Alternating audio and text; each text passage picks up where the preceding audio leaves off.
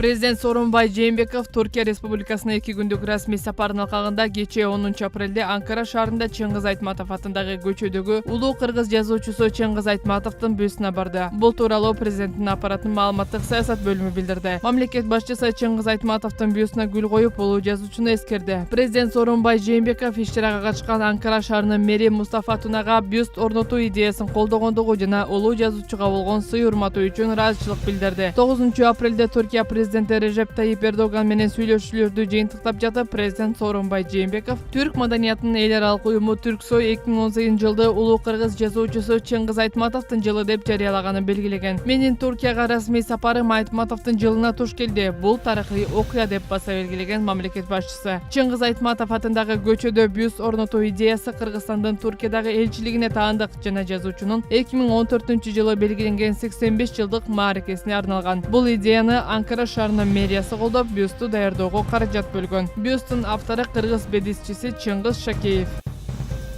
Айбек Калиев улуттук энергия холдинг компаниясынын төрагасынын кызматынан бошотулду. Бул тууралуу мамлекеттик мүлктүү башкаруу фондунун басма сөз кызматы 10 апрелде кабарлады. Өкмөткө караштуу мамлекеттик мүлктүү башкаруу фонду улуттук энергия холдингдин уставына ылайык чыгарган чечимдин жана Калиев өз иштен кетүү тууралуу жазган арызынын негизинде ал кызматынан бошотулду. Айбек Калиевдин ордуна Эрали Козубаев төраганын милдетин аткаруучу болуп дайындалды. Мурда ал жетекчинин орун басары болгон. Калиев бул кызматка 2016 жылдын январында келген. Премьер-министр Сапар Исаков 10 апрелде Айбек Калиевди кызматтан алууну сунуш кылган. Быйыл 26 январда Бишкектеги жылуулук электр борборунда авария болуп, -20 градустан ашкан катуу суукта абоненттерге 5 күн бою жылуулук берилбей калган. Бул кырдаал жарым жыл мурун модернизацияланган жылуулук электр борборуна карата сын пикирлерди күчөтүп, Кытай берген $386 миллион максаттуу сарпталганы суроо жараткан.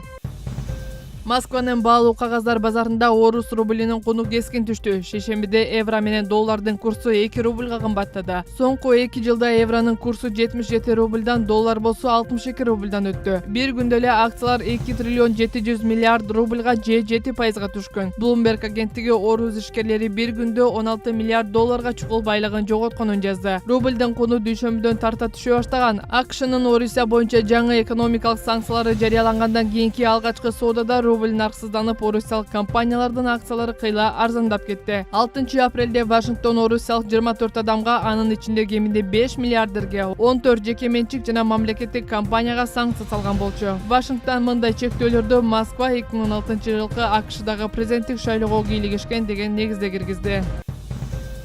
Британ премьер-министри Тереза Мэй Сириянын Дума шаарында химиялык курал колдонгондор жоопкерчиликке тартылышы зарыл деп билдирди. Бул тууралуу Мэй журналисттердин суроолоруна жооп берип жатып айтты. Ал ошондой эле Британия өз аракетин АКШ жана Франция менен координациялай турганын белгиледи. Бул 3 мамлекет Сирияда эмне болгонун ийне-жибине чейин билиш үчүн болгон күч аракетин жумшайт. Мурдараак АКШ менен Франциянын лидерлери эгер Сирия бийлигинин химиялык чабуулга тиешеси бар экени ырасталса, ага катаал жооп берилери билдирилген. Аймактан келген кабарларга караганда, Сириянын өкмөттүк күчтөрү жана Ирандын сакчылар корпусунун отряддары АКШ ракета менен сокку урушу ыктымал деп жогорку даярдыкта турушат. Батыш мамлекеттери Дума шаарындагы адам өмүрүн алган болжолдуу химиялык чабуул үчүн жоопкерчиликти президент Башар Асадка жүктөп жатышат. Сириянын бийлиги менен Орусия мындай дооматты четке какты. Дамаск менен Москва химиялык куралга тыюу салган эл аралык уюмдун адистерин Дума шаарына киргизүүгө даяр экенин жарыялашты.